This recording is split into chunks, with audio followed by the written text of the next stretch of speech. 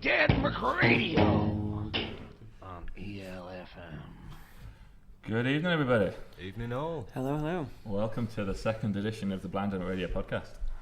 We're very excited to be back. We were joined by Steve the Wayman Nixon this time. Yeah. I managed to make this one. Part-timer. And we're also joined by 2/5 of the Revelator band. Yeah, well we're the main. Roughly one. speaking. Everyone else is like secondary bananas, but yeah. Would you say you guys could be called half? Like the two of you is worth three other members. Is that right? Yeah, we're both full timers. Full timers. Right, we're going to quote you on that out of context. Let's tell a song before we talk anymore, because I think if people haven't seen you before, that's as good a way as any to start. It's the only They'll way. probably already be tired of your voice. And yeah, I've actually warned people that I've had a lot of caffeine in the last hour or so.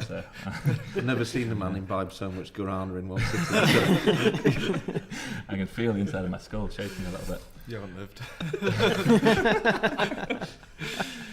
Evening podcasting, I wasn't ready for it. I wasn't ready to keep going this long in the evening. We're going to cut to this is a song of yours called The Rats. Is it just called The Rats, or is it called The Rats in the Walls? The Rats in the Walls. Is that the full title? It is, yeah. This is an interesting thing of how like you might have a full title for a song, and then you refer to it by shorthands as you do it. Yeah. Everyone just goes rats before we do it. Yeah. That one. The old new one. The new old one. Yeah, shorthand. If you Anyway, play a song long enough, while we're on the subject of abbreviating, especially between me and Taylor, you learn to have a series of just eyebrow movements in lieu of sentences. We could try it now if you want. Yeah. Oh, that's sand. Yeah. Exactly. See what I mean? It's magic. You guys have been playing together a long time, haven't you? So you've got this really down to a T. We really do, yeah. I heard something about with Springsteen and the E Street Band that Springsteen does that way. He doesn't tell them what song he's playing, and sometimes they know by the counting, the way you count in a certain song. What's that one? They're all. Funny, on that as well, I was listening to the time you played here for us, the McRadio Presents night. I was listening to that again recently, and there's a bit in that where one of the intros you're talking, and you're trying to clue the band into what song it is by what you're saying, and they're not getting it at all. So to contradict what we've just been talking about, I think we were using the wrong eyebrows. it was dark in here. It was the lighting, yeah. It was. It's no use in low light, unfortunately. Which It's fully lit rooms to filming properly. Anyway, let's have a song, shall we? This is a video from a fully lit room of you guys performing The Rats in the Walls. When I first met the woman who was to become my wife, I was enraptured, entranced. Completely. She seemed to me as an angel sent to earth. Her voice soft and lilting, her beauty unrivaled. It was only a matter of time before we wed. Any particular song you want to play after this one? I'll say it might be a But while then- before we get to it, though. Over the next few months, something changed. The voice I'd once found Follow the Water next, are you? became hectic Follow the Water? and harsh and nagging. The face of an angel became contorted. Yeah, last time probably so the plan was that we were going to have to choose which ones and give them My life became a succession Basically what I did is I noted dreary the times chores, on the errands to be performance of the fulfilled video before I was playing here. allowed It's to like a rest. 2-hour video. My friends stopped visiting the house. I was imprisoned in a hell of my own making. One day I went down to the cellar to chop some firewood, and she followed me, hectoring, nagging, and voice like nails on a blackboard. At the end of my tether, I turned round with the axe in my hand, and she laughed at me. She actually dared me to hit her. So I did. Again and again and again. What are you doing down in the cellar? Oh, nothing, dear. I'm just practicing.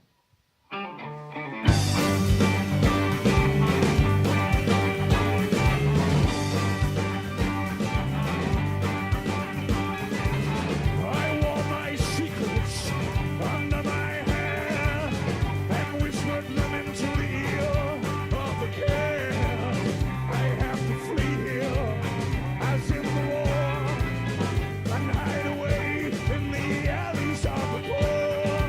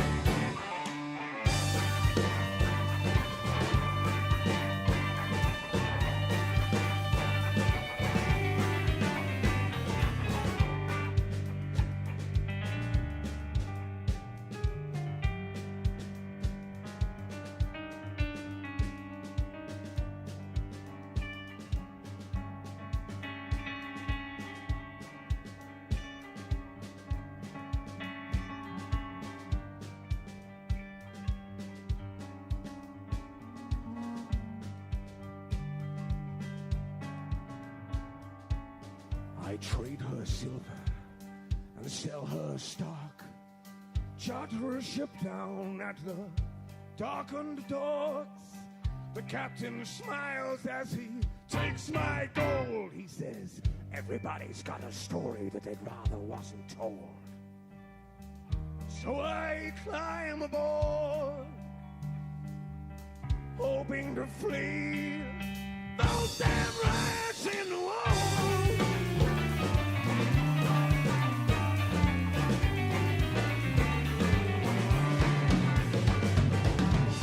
As I sail across the water, oh, my future beckons me. Under fresh bricks and mortar, well, she's no more used to me.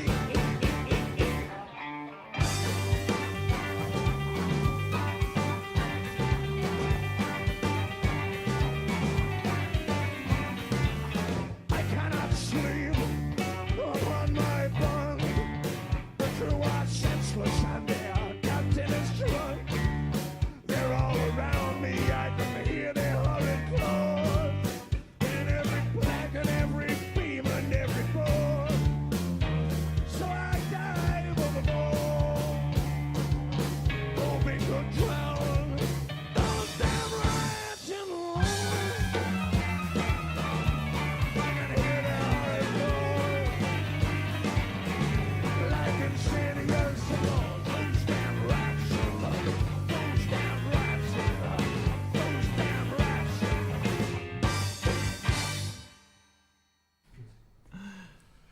Whoa. Love it. Thank you very much. That's a great video, great performance. Thank you very much. I love the story at the start as well. Well, that I'm not going to take. Although I freestyle it, that is absolutely 100% wholesale ripped off a Dave Allen monologue, which it's on YouTube. I'm not sure what it's called. I think it might be part of a compilation of Dave Allen sketches.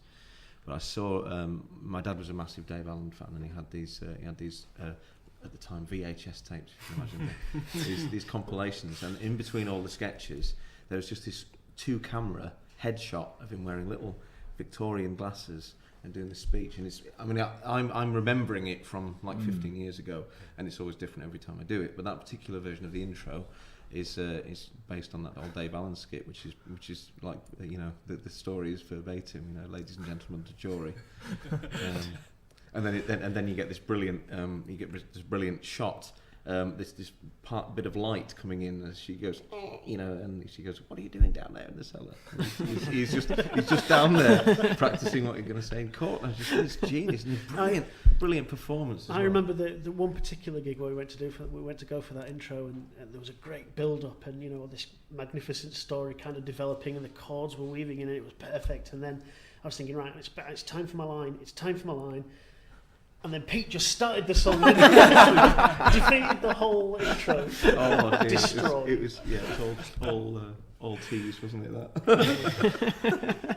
And it's actually a lot darker without that punchline. It was. It is just. The punchline kind of makes it, doesn't it? Yeah, the punchline sort of takes the edge off, because you get sometimes. We don't tend to do that intro now. That was recorded last year. Was it last year? That was recorded last year as part of a live set. And we knew that we were about to go in and start recording a DVD and things next. So and I thought it would be better if we had an original intro. So we've got a different intro now. But that really makes people sort of crane in. They sort of lean in, and people stop talking at the bar because it sounds very worrisome. It's this guy is sort of having a bit of a meltdown on stage, and then, so you need the punchline really for people not to just completely freak out and leave. That's very honest of you to say where you got it from. I'd never try and take credit. A lot of the words are mine because I say I remember the story, but the idea of it and the context of it is from that Dave Allen. I'm a huge Dave Allen fan, and that thing kind of it sits apart because it's not. It's almost like a theatre piece, the way it's shot, and it's quite sombre. As I said, there is this punchline to it, but it's really quite. It showcases what a brilliant actor Dave Allen is, because he does hold the camera for those 3 minutes, and I learned a lot as a young person about performance from watching Dave Allen and how he could sustain a monologue. You know, confidence almost. yeah. And he absolutely nails it. You know, so I wouldn't ever try and take take credit for that. You know. I've noticed that a few of the things that we do, if you like, there's a few jokes that I do. I say we. We just get tired of them. That's our job. There's a few of them that I've clearly stolen from local people. I think I have some of yours that I use every now and then. But there's some of the got them from someone else. yeah. There's some of the famous ones that we use, and a lot of them I forget where they came from. And then I'll be watching a DVD of someone one time. I watch something on YouTube. And I'm like, that's my joke, that. And I'm like, oh wait a minute, this is from like 40 years ago. Maybe I got it from him. I did obsess over this video for a long time when I was younger. Yeah. Easily done indeed. I don't think we've introduced your names to the people at home, have we? I don't All think right. we have. No. Well, I'm Chris Taylor. I'm the piano player and occasional accordion player. Well, no, he plays. And bin hitter. And He bin. plays. Yes, He bin plays hitter as everything. well. We are actually. This has been mooted a long time, but Taylor he's extremely proficient at sort of picking up an instrument and managing to get some sort of tune out of it in the first instance, you know. And we have said for a long time when we do a duo gig, we're thinking of advertising some of them by just saying we're not going to bring any instruments.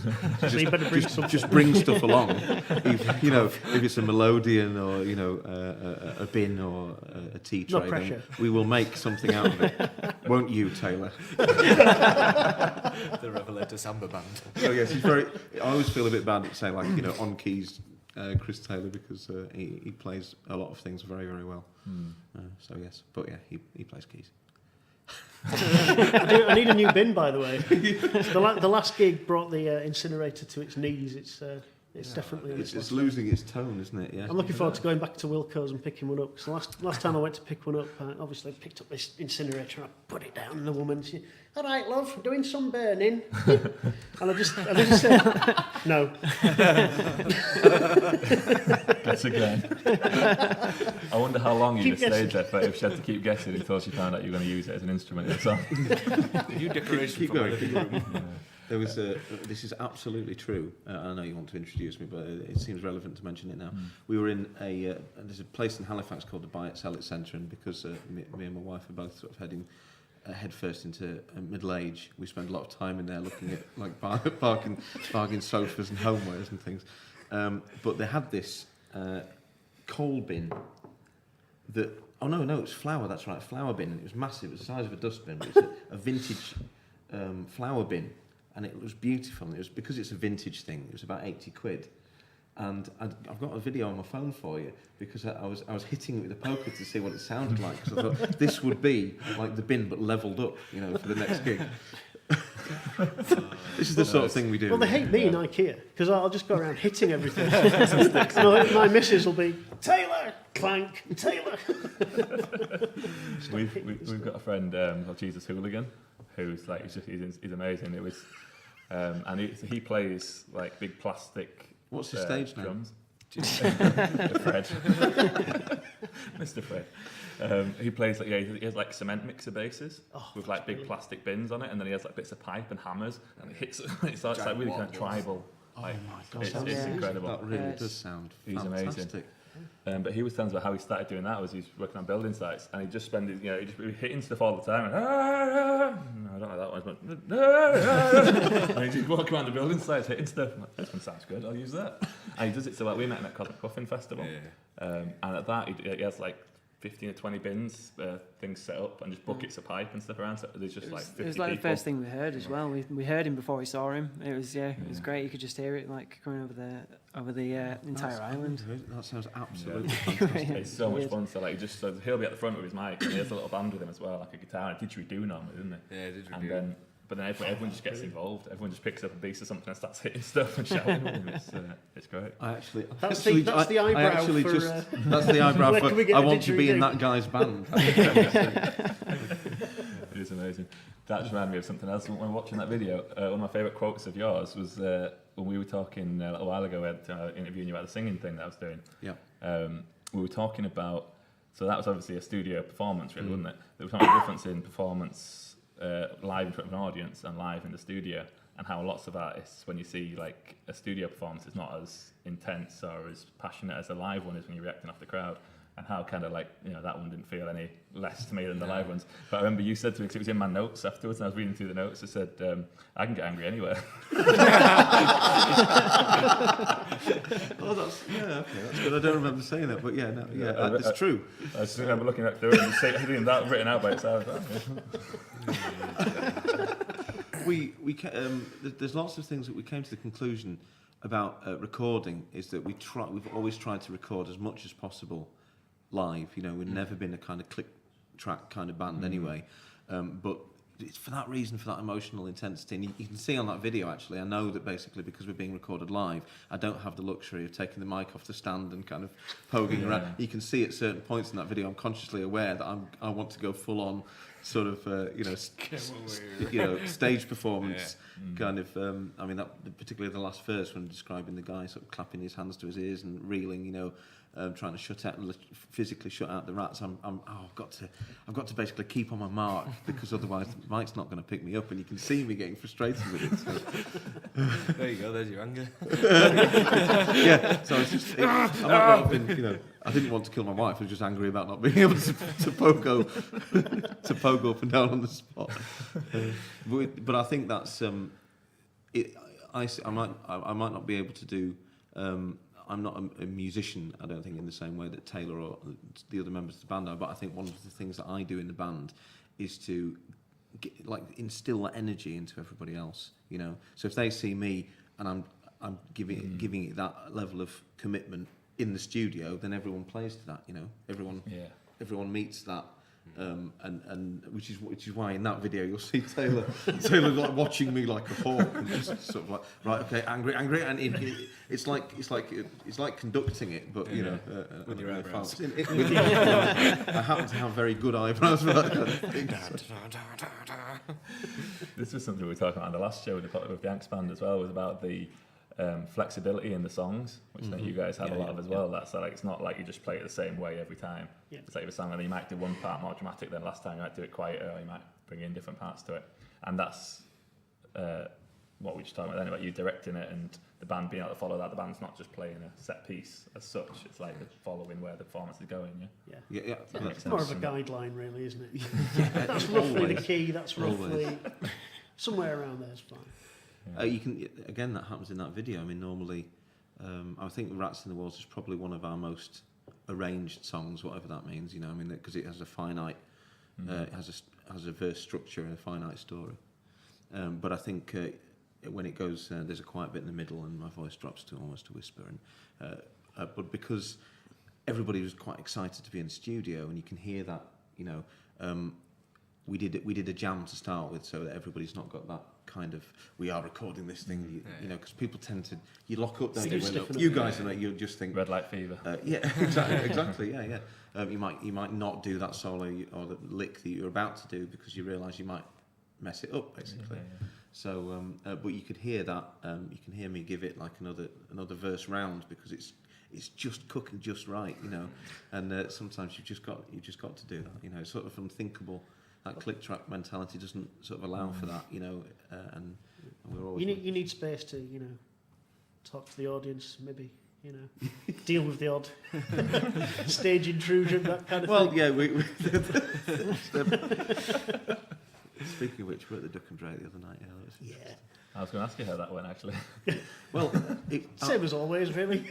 At first, because for those people who are listening or watching and they don't know, the Duck and Drake's it's an excellent live music pub, but it's become legendary. I thought it was just our band, but there's always one nutter there. There's just always at least one nutter, and it's always a different person. There's always something new to deal with, and I'm just lucky in the sense that I think when we get like a heckler or somebody who's clearly being ostentatiously weird at the front, then that just gives me more I'll just try and out-weird them, it doesn't bother me.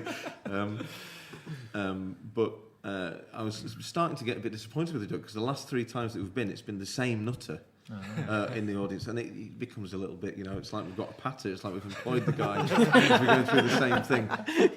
But he brought his A game on Friday. He thought of a whole new. He was on the ball. He was on the ball, and then someone else. Because my hair is a little bit shorter now, so I'm getting Billy Idol shouted at me a lot more than I get Doc Brown shouted at me. Is that an improvement, or is that... Not really. I mean, Doc Brown has nothing really to do with music, so he might throw a little bit of a quote in there, and it'll make people laugh because a lot of the time you'll be heckled by people who think you're not aware what you look like. The funniest thing in the world to me, it'd be like. I remember we played the blues bar, and there was a guy who spent the whole evening going like. The worst, well, this is not my impression of Doc Brown, which I do professionally, but he spent the whole night going, "Hey Marty, hey Marty, where's the?" But he didn't really know any of the words from Back to the Future other than Marty. So when it came, he's trying to refer to it. He's going, "Hey, where's the time machine?" in this sort of weird Cod Simpson's voice, all the way. Like I didn't know what I looked like. Very weird. And funny, but it's so funny how hecklers always like. They always think that they're hilarious, of course, and they also think that it's completely original. Most of the time it's something you've heard millions of times before. we get it with cake suits, and people say, "Looks like he's wearing his pyjamas."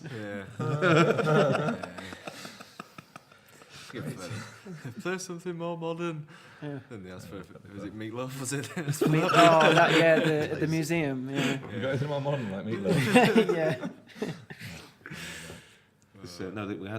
we had this lady who got progressively more drunk as we all do, as the gig wears on, and she kept shouting Billy Idol, and she got quite, she actually got quite vehement at one point. She did. We needed to play some Billy Idol songs, and of course, the more I get that from an audience, then the more we end up with kind of like pirate murder mysteries. That's what happens. You shout for Mustang Sally, we give you like a shanty murder mystery. So I was thinking what we could do to answer the Billy Idol thing, and unfortunately she was so gone that she missed the fact that I managed to scan the words, the first verse of White Wedding to Blues Revelator, our song. She missed it entirely. The rest of the audience were in stitches, but she was too far gone. But it was a very good night at the Duck and Drake. For that reason, is that we thought like the hecklers were particularly nutty, and they really did bring their A game. They were on form. Yeah, it's good fun. I've seen you handle some hecklers pretty well as well in the past. You're pretty good at it. I think I know the nutter you mean as well. If it was the same one that was last time we were there. I don't remember what happened last time we were there. Another story. Well, this particular nutter, and I use that term affectionately, he usually has at least one walking stick, and intends when he dances, he dervishes with the sticks normally. And this time, it was very well. He came with one walking stick and he left it and danced without the aid of his sticks, which was far safer for everybody. I do like everybody left with all their eyes. That's just not a Revelator gig. If someone doesn't leave without missing an eye. That's why I play so many instruments, so I can just hide behind the barricade yourself. A fort of instruments. The safest place to be is behind a piano with a dustbin in front of it. And some sticks. Yeah, we would like to. I saw that a while ago that he used to play in the Duck, and we were so hoping to come down, but we were in Doncaster ourselves, weren't we? Well, I overheard in between one of our songs, there's some people that sat at the front, and I don't know what song we're doing, but there must have been just like a quiet part, and I just heard someone at the front table go, "He looks like a terrorist." Just in the gap between things. I'm assuming it's because I've got a beard, and apparently all bearded people are terrorists. Guitar slinging terrorists. It was just the timing of it that I'm assuming he thought I wouldn't hear it because we were in the middle of a song. It must have been just like a quiet part, and that just kind of came in there. Just in that little gap. Oh dear. Yeah. Leaving him doing the Wile E. Coyote off the edge of his. But anyway, this is Barnaby Neal. 20 minutes later. But I think we've given you a good enough introduction now that people have a sense of who you are now, and we just need to assign a name to it. Character X. I think the Rats in the Walls is a brilliant introduction to what we do, because it in no way is representative of what we do, but at the same time, it's kind of like a Dave Allen Victorian gothic horror murder mystery blues song, you know, and it's quite a traditional thing. I mean, it's, you know, it's kind of run of the mill for us. Run of the mill. It's good. Yeah. Pirate murder mystery. Blues song. Standard. Based on the title Rats in the Walls is a H.P. Lovecraft story. Oh, The Rats in the Walls is that's not my title. In fact, I don't think did I write any of it. The lyrics. The lyrics are mine. But it came out of Taylor and I used to share a house in Sawby Bridge, and it was a bit like the scene. Have you seen Help with the Beatles? You know, there's this really great gag where they make this big thing about how they're all still normal lads living in this terraced, you know, the same houses that they grew up in, and they all go into their individual houses on this terrace, but inside it's like a mansion. They've just knocked through this terrace, and it's just this gigantic mansion. And we joked it was a bit like that because we used to live on the same street with Pete, so although there were 3 houses in between, it was not a mansion. But he used to pop round with his acoustic guitar and say, I've just had this idea, and you know, and it was excellent. It was really creative time. And the thing is though that Taylor and I started to think, well, as we sort of formulated our songwriting skills and what we wanted to do, we really had some dark stories to tell. You wearing Tom Waits T-shirt. This is I like beautiful melodies telling me terrible things, and we were really. I mean, I was still sort of at that time. I was still reeling from the release of Mule Variations, I think, because that, like, you know, my idea about fusing sort of dark Tom Waitsy tales with blues, infused with blues. Tom Waits did that. You know, very timely. And I remember being simultaneously bowled over and furious about it. He was even doing not very Tom Waitsy things, but me things, like on the cover of that album, he's got like a black hat and a long black coat in a way that Tom Waits just didn't before. And I thought, right, either Tom Waits is reading my emails, or he's kind of, you know, hopefully the best case scenario is that it's great minds think alike, you know. But I was amazed by the stories that the guy managed to tell, and some of it is just really quite kind of like spit and sawdust and gaffer tape blues, you know. And we were coming at that from that point of view. And the thing about Pete is he's an excellent songwriter and a very melodic. When he comes up with a tune, it's often very melodic, and we get this really good creative tension between Pete creating a tune which might be really quite pleasant to listen to, and Taylor and I want to kind of file all the edges off it and like, you know, break a couple of his fingers so he can't play it properly, and say, well, no, only use 2 strings and then detune those, and so what you get is, if you listen to the guitar part of the Rats, it's actually quite a pleasant. It's almost got like it's got a sort of 70s rock feel, and I don't say that as a negative at all. But our response to that, and what Taylor's piano part and me, I literally just called it Rats in the Walls because I wanted it to have like this immediately forbidding kind of horror approach to what could otherwise have been a very nice song. If you set out to write a nasty song, it just sounds nasty and it's not nice to listen to. Whereas if you've got 2 people, you know, trying to pull it somewhere other than, yeah, exactly, yeah, and it suits the story of the song, and it suits the, you know, like it's a story which could have gone well had he not killed his wife and run away to sea, but it could have had a happy ending, you know. So that's it's very interesting because it's still like that sometimes. Yeah, although How old a song is it? How long have you been doing it? it's at least a decade old. Yeah. Wow. It's changed a lot. It's changed a lot for obvious reasons. But it went away for a bit and then came back. It's one of those things. At the time, it didn't seem like such an important song. It was an important experiment. But then when the band, because we had a couple of years having a break from one another, but when the band reformed, if that's the right word, with some of its original constituent parts, then it seemed like an important hook to hang that particular hat on, you know, and it sort of defines the band now, I think. Yeah, so well, I was saying that when you played here, that It's one of the songs that I most so we were talking about this with Yanks Band as well, about kind of signature songs of bands. So it's one of the ones that I'd kind of associate with you. It's probably one of the first ones that'd come to mind when I think of your songs. But then there was a lot of them as well. I remember thinking that when you played here, and he did a good long set, and afterwards I was like, oh, they didn't do that one. I didn't do that one.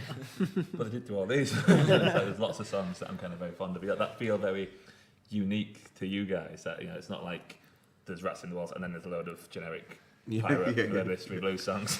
So each song's got its own life of its own. Really. Just again. Another one of these pirate Mystery Blues. Couldn't eat more than a couple of them. Is that how? So what's it? Pirate Murder Mystery Blues? Is that how you describe it? No, I mean, it's funny because we've had various people. We've had various people trying to promote the band, right? Yeah. And because we tend to find that, we started off very much when I first mooted the idea of having a band, because I used to go down to the blues night at the Head of Steam in Huddersfield when I was a student. It was a Monday night, wasn't it? Yeah. And some of the bands on there were great, but there'd be an awful lot of like some moonlighting geography teachers doing Red House. That's my thing. And I find it really boring. When I listen to original recordings, I don't have that sense of stifling boredom where you know everything's going to go. I mean, there are some Muddy Waters records I've listened to since I was 12, and I still don't think, is this bit next? Yeah. And yet, a lot of blues bands have that kind of safety, and I just think, well, I'm not getting any of that. I'm not getting any of that energy at all. So we used to go down to the blues night and be quite horrified at how straight it was. So our original point, we were originally called Blues Revelator, and our original point was really just to sort of shake things up a bit. Yeah, just kick the arse out of. I mean, we were just doing covers when we started, but we wanted to sort of kick arse a bit, because to us it sounds very punky and edgy when you do blues properly. There's a lot of kind of even when there's the Howling Wolf way of doing things, which is basically just there's like a larger than life wherever he was playing. Could have played the Albert Hall and would have just like you'd have people stepping back. And the band is really accomplished, but it's got this rough and tumble thing. But like even Muddy Waters, who despite the change in personnel, plays the same song the same way with this kind of sort of almost military precision. But it has this kind of there's this simmering power all the time. And I was quite shocked when I first saw Muddy Waters live. He's just, it's almost like he's talking, You don't, when you hear him, you just imagine this, I don't know, I think, there's something wrong with my brain, we've established this, but I always sort of picture it like he's one of the alternative forms of the Wizard of Oz, like this sort of like giant head going well, I was rolling, you think that, and then you see him and he's just holding the microphone like talking, and it's not how it sounds at all, and it's amazing. It's just this bubbling power all the time, but he doesn't even ever really break a sweat with it. It's incredible to see. Yes. But a lot of these sort of pub blues bands, they don't really try, and it sounds like they're not really trying, and it's just so dull. It's almost like it's just playing the notes is going to do it, which it's not, is it? It's not just about playing the notes. There's so much more to it than that. A bit of feeling in there, at least a bit of feeling. You've got to be not afraid to make a mistake. A lot of it's playing it safe. A lot of it's this is going to go down okay. Something we definitely you've got to be able to go up there and say, I may very well make a fool of myself here, and not be afraid to do that, because that's when you can achieve those moments that really make it what it is. That is key to the whole thing. And we were joking when we were watching the Rats in the Walls there that Taylor just launched these incredible piano runs, and he looked sort of horrified when he's doing it. He was genuinely surprised himself, like I hope this works, and it always does. Where Taylor's concerned. So, if you can quite easily dub over someone just making like the worst noise on the piano, and it would make sense because the face is pulling. It's like suddenly been forced at gunpoint in front of an audience to do a piano solo. I've never even seen a piano before. The worst bit is 2 bars before we go in, it's coming. It's just like putting the fingers on autopilot, isn't it? Just do something good. Hope for the best. Mentally, you're doing this. We do that with, if you ever do a song that you've not done in years, I'm sure you guys do, I'm sure I've seen you guys do this before, where somebody requests something that you've not played in a long, long time, you're like, well, give it a go. And I've given up on trying to remember what it's going to be like. So isn't that, we've done it in practice a few times recently, haven't we? And instead of thinking like, just go like that to do that, let's just play it and see what happens. And then the fingers just know it, and then the words just come out. Someone turns around and hums it to the bass player, yeah. It's usually me humming it to one of these. You see them eyebrows there? What did Cake just say? That happens between every song. Cake just do that? There's a song we do called Hell to Pay, which is probably it's our oldest original song. It's the first song that me and Pete and Taylor wrote as a band. How long ago was that? And 15 years. 15 years. So we've been playing it a long time. And I mean, now we'd never play. We didn't play it for a long time simply because of that. You know, familiarity. However good the song is, you know, it breeds contempt, and you get bored with it. And it's only when we started playing it again recently that we realised how much we loved it. But we still play it, but we don't play it every gig. But it's something that now it seems like it's been there since I was a baby, practically.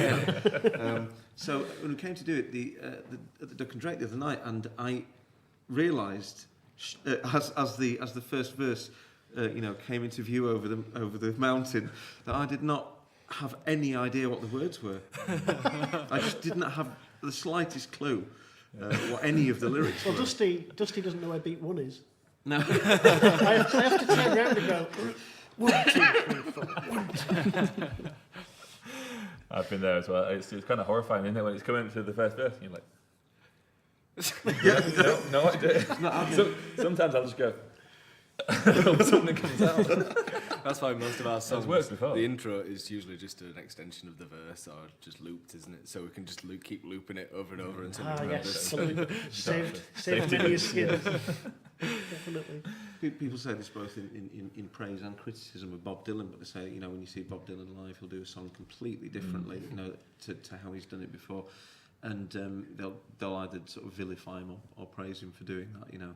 And it's hilarious to me, because I think that's the guy that's a song the guy wrote like 40 years ago, so he might just not remember how it goes. I've been there myself, you know. He might just look at the band and go, you know, let's see what comes out. I understand that completely, especially when you've got songs that are like as lyrically dense as some of Bob Dylan's. You know, you think I've been singing along to that for 15 years, and I couldn't do the lyrics like from beginning to end. He wrote it, and it's probably the worst position to be in, because you write things and then you let them go. You know? People say that, don't they, about if you forget something that you wrote, they're like, but you wrote it, how can you forget it? It's really easy. I've written lots of stuff. I forget lots of stuff. I think you can remember. It's easy to remember other people's songs, because you know, if you cover a song, and it's not something we do a huge amount of, but if you cover a song, then you've heard it. You know, you've heard it a lot. You've listened to it a lot, and you've heard it in the car, or there's something about it so familiar that you think, right, we're going to cover that. We're going to do it. Whereas with your own songs, you don't tend to. I don't tend to listen to our stuff a huge amount, because you're either playing it or, you know, hearing it. So you don't have that. You know. Yeah. You know, and there's but the good thing about when it's your own stuff and you can't remember the lyrics is nobody knows most of the time, because you can just mumble it, like, unless you're Dylan, everyone knows all your words. It'd be easy if you're James Brown, because nobody knows what he's talking about anyway. Yeah, just make noises. Just make all the noises. Yeah. I'm rapidly getting that way myself. I just think like we'll just have a song that is basically just various kind of like aches and pains. When I've started bringing a towel to gigs just to put over the shoulders when that happens. Just give you a chance to centre yourself, you know. 4 solos out of each member of the band. And that's interesting. We've got. It's a shame you weren't there at the Duck and Drake, because we've got about 4 new songs now. Oh, wow. And one of them is this really kind of. Pete started as a joke. Started playing this blues riff using his trem bar. So it sounded really like wobbly and distorted, like he couldn't really play the guitar. And we instantly created this song about having had too much to drink. It's a very simple, really simple song, and it's just guitar and drums. And but it's so it's so basic, and it's impossible because he's playing it with the trem. It's basically a semitone out of normal tuning, so it's impossible for like Taylor to join in on any. It's exactly halfway between two keys. Yeah, that's how messed up it is. Nice. And until we did it, I immediately had a sense that this was it's just brilliant. You know, it's really, really good. And all week I've been saying to people, we'll be doing that gig, and he really wasn't very happy about it at all. Because it, it sounds like he's only just learning guitar. That's really the joke of it. It's kind of like, sounds like a garage band, and you're like 12 and you learn your first chord, and it's like, that's all we need, let's do it, and that's why it sounds so good. But I with the proviso that we do it later on in the gig, so that people knew that we could actually do. I wouldn't open with it. No. And it went down an absolute bomb. But the beauty of it as well is that it's not quite 100% written yet. But the whole point is that it allows me to do a big show of being absolutely wasted, which I don't tend to do. Anyway anymore, because I'm a boring middle-aged father of two, but I certainly don't do it on stage because it's hard enough remembering things anyway. So it allowed me to do that. But the beauty of it as a new song that hadn't really been properly written was that I could just sort of slur. I could just go into the microphone. People would assume it was hilarious and it was part of the song, when in actual fact it was just me. I didn't know what was coming next. So normally, I could switch the bit of my brain off that would normally try and generate a lyric and just pretend to be hammered. It was brilliant. It was really good, kind of song. And it worked. It did indeed. I look forward to hearing it. Should we have another song now? Yes, why not? We said we're going to play Follow the Water next.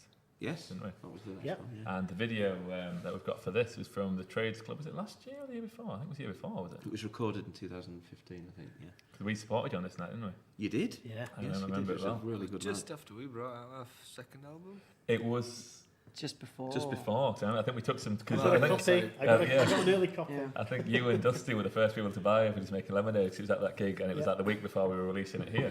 Yeah. And we had some, so we'll take some along, see if we can make an extra £5. It was a good night. Are we good to go with that, yeah? So this is Follow the Water, live at the Trades Club, 2015, circa 2015. I like the word circa, I don't use it very often. Circa 2015.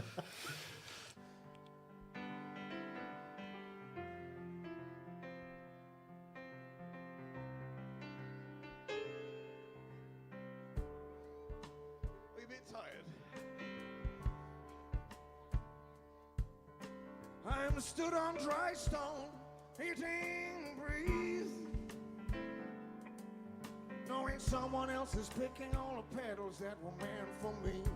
I follow the water down to the sea. Please don't be late for me.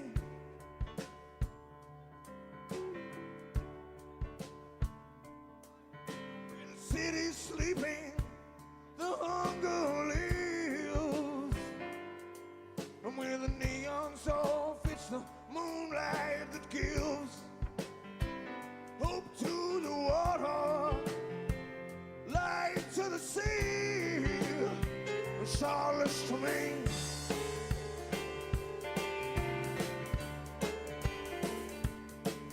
Well, you might fall gentle and you might fall hard. It's in a roll of the dice and a hand of cards. I follow the water down to the sea. Please don't be late for me.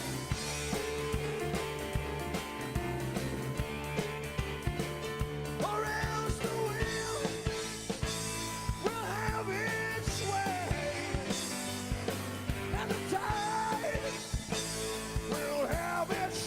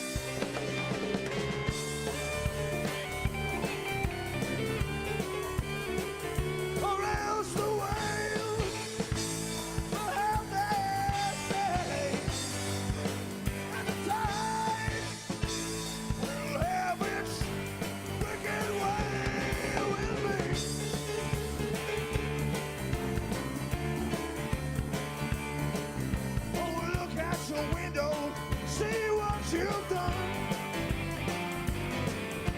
See how the moon must surely eclipse the sun. Follow the water down to the shore. Don't leave me wanting more. Don't leave me wanting more.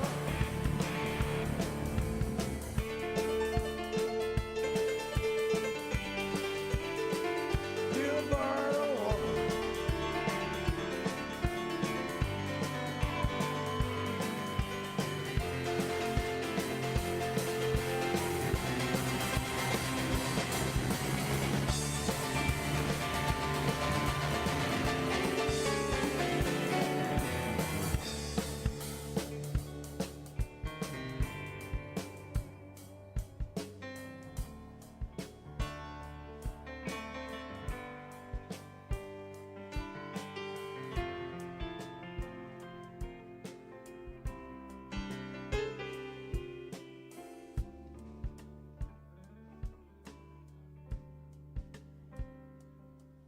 Well, the woods are lovely, dark and deep.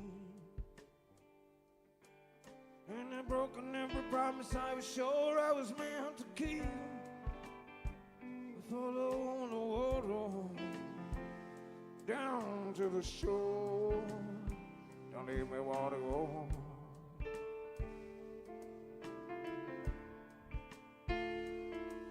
Well, I stood on dry stone, eating the breeze, knowing someone else is picking all the petals that were meant for me. I follow the water down to the sea. Please don't be late for me. Please don't be late for me. Please don't be late for me. Down by the water, here by the sea.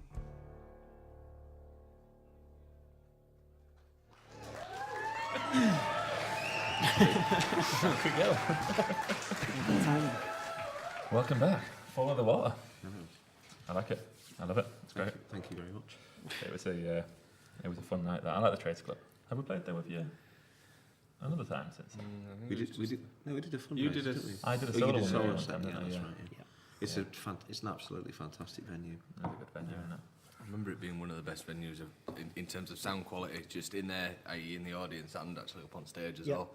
It's just It is. it's Vibrant. Yeah. They're always quite fastidious about making sure there's a good sound in there, I think, and it's just such a pleasure to play. It really is, you know. And when it was really the only place that we even considered when we were talking about filming the DVD. Yep. For that reason, we knew we'd get we'd get a good mix, a live mix, and it just looks great, you know. I think Dennis McPeak, who filmed the gig for us for the DVD, was extremely upset about the lighting in there. Because if you're not stood under a 2,000 watt spotlight, then he gets very concerned about the lighting. And I was like, it's fine. We wanted it black and white. We wanted it looking like, you know, a little bit lo-fi. Anyway, that was always going to be the style of it, and just worked out. It was just absolutely great. And the DVDs are still available, aren't they? They are available. Let's get a plug in, shall we? All mildly disreputable stockists, yes. And we had a quick look at the comments on the videos. Thanks to everyone who's tuning in. Somebody asked who these guys are, and they're the Revelator band. Yes, we'll keep mentioning it. Keep mentioning that, and the Revelator band live at the Trades Club DVD is available. Have you got stuff on the website? You can buy it from the website. It's revelatorband.com is our website. We've got a Facebook page as well. And you're doing a new album. We are. We just finished recording the last track. I'm not sure if that means we're any closer to finishing it. Doesn't mean a lot of that, does it? Because the single word overdubs is proving to be our undoing at the moment. Because we did vow after the last album that we did, which is far too long ago now, the last full album, that we should really only record live, because where the DVD came from was because we were sure that people really needed to see the band as well as hear it, you know, because it's a completely different thing visually as well. But also it forces us to bring our A game to like a live performance, no overdubs and nothing like that, because you can obsess over a track. Yeah. As you'll know it yourself. Yeah. You can do an absolutely killer take of something, and then there'll be just one thing that you Tiniest hear little bit. in the mix, Yeah. which renders the whole thing a washout. As far as you're concerned. And we're not as precious as we used to be by a long chalk, and I think this came from. Good job. There was a period of where when Taylor and I kind of reconvened around 2010, was it? It seemed like a long time. Yes, it was. We'd write so much stuff sat at my dad's kitchen table, and I would be playing a banjo, and Taylor would be playing probably a tray. We had this one Tetley Bitter tray of my dad's. That was a quality That instrument. was some of our, honestly, we talk about timbre of percussion. It was amazing. Taylor managed to get these full drum parts out of Tetley's Bitter tray. And we'd record them on a phone or on my Mac or whatever, just using an internal microphone, and they would be brilliant. And I was, there's no real way of replicating that in the studio without it sounding like you're playing a tea tray and a banjo, like badly in my case. But there's an energy about that, which I said next time we go into a live a recording situation, we should do as much as we can live. And it's happened again where we've had two extremely short sessions with a brilliant guy called Steve Smith, who's recorded us. And he's basically turned up to our practice space on his bike with a bag full of stuff. When he first did this, we thought this isn't looking really promising, is it? Because you want someone sat at the big TARDIS console full of dials and switches, and like it's a dark art, that you can't possibly get your head around. And this guy turned up on his motorbike with a bag full of mic stands and mics, and we thought, okay, we'll just go for it and see what happens. And we've had just 2 sessions, and the recordings that came out of it are absolutely brilliant. But then you get, wouldn't it be great if we overdubbed? If we did that. And What did you do? Yeah. Well, that's a given. Always, As a traditional blues band, we always go for more didgeridoo where we can. But we're trying to be sensible about the amount of overdubs that we need. I think it's different when you're recording an album. Because you sort of think you're enshrining a version of the song forever, and that becomes the definitive version from which you'll probably, if you do that song again in 5 years, you'll be covering that version of the song. It's not going to be a fluid thing anymore. But you've got that live base, you've got that live foundation, the foundation of the tracks. At least the overdubs are feeding off that. At least it carries that with it a little bit. So. It's the energy of it, isn't it? It's the important thing. And so we're trying not to get obsessed with overdubs, and but when you're doing it live and you hear them back, you think that's fantastic, and then you go home and you've got them on the computer and you listen to them over and over again. You think, I wish I hadn't done. But there aren't any. Our last proper full album was 2003. We've done recording and singles and stuff since, and released stuff digitally. But I never listened back to our original album. We've changed a lot since then, but I never go, oh God, I wish we'd done that. I can't believe we didn't. I just enjoy it for what it is now, especially given the time, and I'm hoping to get far enough away from this recording that I can have the same sort of, that was great when we did that, and just take it as it like a listener, Was that last one that Ain't Right album? No, that wasn't even a properly released album. That was some of the tracks from that made its way onto The Stars and the Drop, which was our first proper album. But That Ain't Right was you've probably got one of the only survivors. I don't have that anymore. I don't have it anymore. Oh no! You give it to your charity shop. If people haven't heard this story before, I tell this story every time we do something with these guys. But I first heard about these guys. I got a copy of this That Ain't Right, not proper album we're just talking about, in Oxfam charity shop in Headingley, and I was just looking through and I saw, this looks cool. And I looked at it and I saw it was local, and I saw there was a couple of Tom Waits songs on it. I was like, yeah, I'll get that. And I loved it. And then a few years later, a mutual friend of ours, Nigel Morris, who's a music promoter, said to me, he's like, what, this band couldn't play for Ben, you're going to love them. They're right up your street. And he's like, they're called Revelator band. And I was like, is it these guys? And it was. And he was right. But then I gave him that, I lent it to him. Lent him that copy of that album, and I never got it back. And Nigel has since sadly died as well. But, it might well be back in the charity show. Maybe that's how it got there in the first place. Maybe that's just... It could be anywhere. It's like a Stephen King style charity shop which just takes it upon itself to endlessly recycle our album. I mean, that album that you would have had, I would have printed that and made it thing on my swanky laserjet printer back in the day. It's funny. And I was in a charity shop today. I saw a Soul Circle Gang CD. Soul Circle Gang are a great local like funk soul type band. And I've seen a few other ones recently of local. I just spend a lot of time in charity shops. So I was thinking maybe it's just something that I keep finding local music. We haven't been found in there yet, though, have we? No, we've been hustled on Amazon though and eBay. Somebody that we know who comes to a lot of our gigs bought our albums on eBay for more than we sell them for our gigs. I don't know who's doing that. We don't see a penny from that either. Yeah, we don't see any pennies at all. Nobody buys our albums. Apart from when they buy them on eBay from someone else. Apparently. Well, that's what Stuart Lee was saying, that he often will do that. He'll buy copies of his own stuff from Amazon Marketplace, which he then sells at gigs for their original price because it's cheaper than getting them. But again, it's absolutely true. It's a brilliant way of making money. Except, of course, the problem with the charity shop cycle is that it's doing somebody some good, but not the band. And that's what I remember when you first came up to me, what seems like an impossibly long time ago, and said, "Oh, I've got your album from a charity shop." I was caught between the two poles of being like really flattered and delighted that had happened, and also, who gave our album to a charity shop? Just being really indignant about it, And that's what I get most of my music CDs from. Well, I tend to drive, only be able to afford cars that are so crap they've only got like a. When I buy them for 50 quid or whatever, they come with a tape player, so you're forced to go to charity shops. It's quite nice though, isn't it? You get a nice selection of things in the tape selection.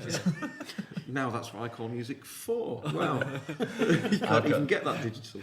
I've got the B.B. King Blues collection. In my old car in Axilla, what was my first car, I had a tape player, and the only tapes I had Eliminator. Eliminator and Recycler, the easy top ones.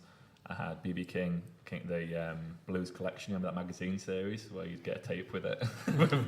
Everyone knows it was before my time, but I bought them in charity shops. And I had Springsteen's Ashbury Park and Down at Centre Town. I had those 5 tapes, and I just recycled them for like a year or something like that car. You have every song word for word. And you've got to do your research sometimes, haven't you? Have you got an idea of when you might be releasing the album? Have you got a timeline in mind? Well, we have been chosen to. We are the chosen ones. Jason Elliott and Paddy Maguire and the new team are running Colne Blues Festival, and we were extremely surprised to be asked to open at the Municipal Hall in Colne on the first night, which is, I think, quite a statement of intent for them about where they intend to take the Blues Festival. Because we actually stopped playing Colne and blues festivals in general because we wind up a lot of blues purists, for obvious reasons. If you've just, if you only just seen us this tonight, then you probably don't know our history with the blues, and you've seen Rats in the Walls and think, okay, so this is inspired by Muddy Waters, how? But we were really flattered to be asked. Because we knew that we weren't going to put any provisos of it in it, like make sure it's bluesy or just horrible word bluesy. And that's in terrible with dates. So it's in July. Is it in July? August. It's the bank holiday. Bank holiday August. That's right. And so we're definitely hoping to have the album out by then. So that gives us a finite. There's a certain turnaround in pressing an album. Once it's done, so that gives us a deadline. So it will definitely be out by August this year. It's good to have deadlines. Even if we hate it, there will be a CD. Even if we hate it, everybody needs cuts. That was funny. You're talking about our last album being at the Trades Club gigs when we first had it. We did the exact same thing when we played Colne in 2012. 13. It was 12, because that was when we released Mexico. And again, it was like we were releasing it like the week after, but we were playing at Colne, and we were like, we need to have some for that, so we did like an advanced, so about 3 or something, didn't we? They love it, getting the advanced copies. Might have been 4, I don't know. Could have been. What songs are on your album? Is it some of the new songs, or is it? Well, there's quite a lot of the original, the things we've been doing for the past few years. I think we're kind of at a stage where we're looking to kind of move on and really sort of start to broaden our horizons and go down different paths. And so we wanted to make sure that we solidified, we captured what we've been doing up to press, didn't we? And we wanted to make sure that we had a good version of those down and recorded, but we also kind of want to hint a little bit of what's to come. Yeah, I mean, the original plan was very much to do that because we've a tremendous amount of material.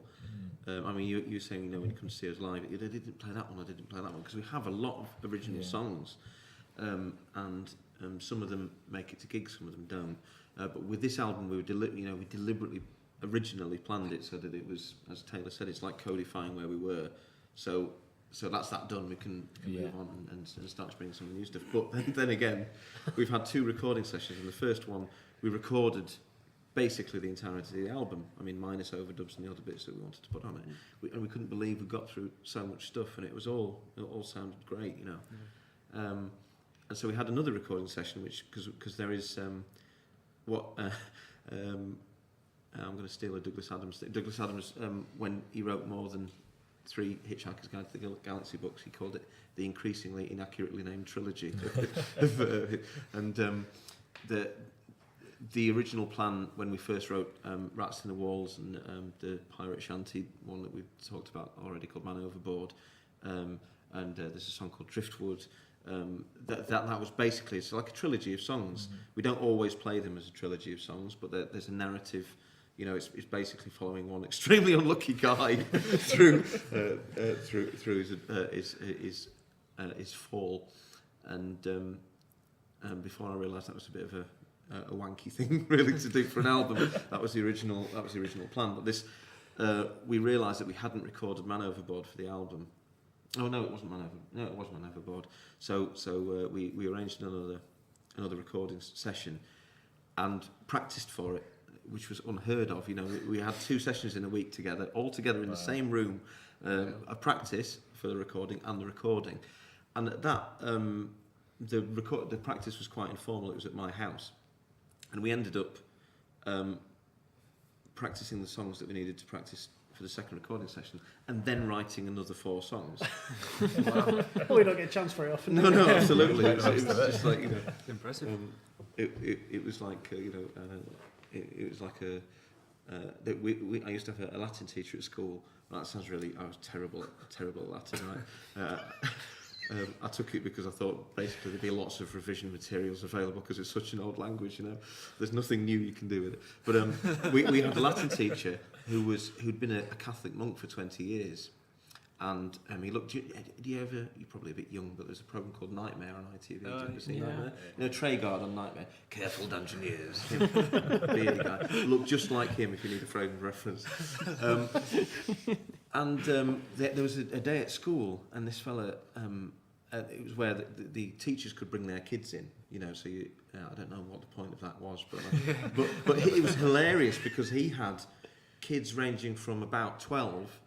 And he had about 13 kids, and the youngest was a baby in a pram. And I remember seeing his wife. Like my memory is that they're all on sort of like a fabric chain being led down like the toilet roll and angels. And thinking the guy must have got out of a monastery and just made up for that last time. And it's a bit like that when we get together to practice, not in a sexual sense. We have a different practice. That was a great We don't write analogy. songs, we make love. It was amazing though. We just jammed, and then it became clear that the material really sort of it really fired us up. And then when we went into the studio to record the songs that we'd practiced, we just recorded those as well. I think they're all going on the album as well. There's no reason for them not to, because they all sound just as good or bad as the rest of them do. So yeah. So that end result will be, where we've been and where we're hopefully going to. So it'd be nice to have that. I'm looking forward to hearing it. Because thinking about it now, there's all these songs that I've mentioned of yours that I know really well, but they're not in album form at the minute. And there's like the odd recording. So I've got a few of your live recordings that you've sent me before, but there's not a definite album version of them all. So that's exciting to hear them all.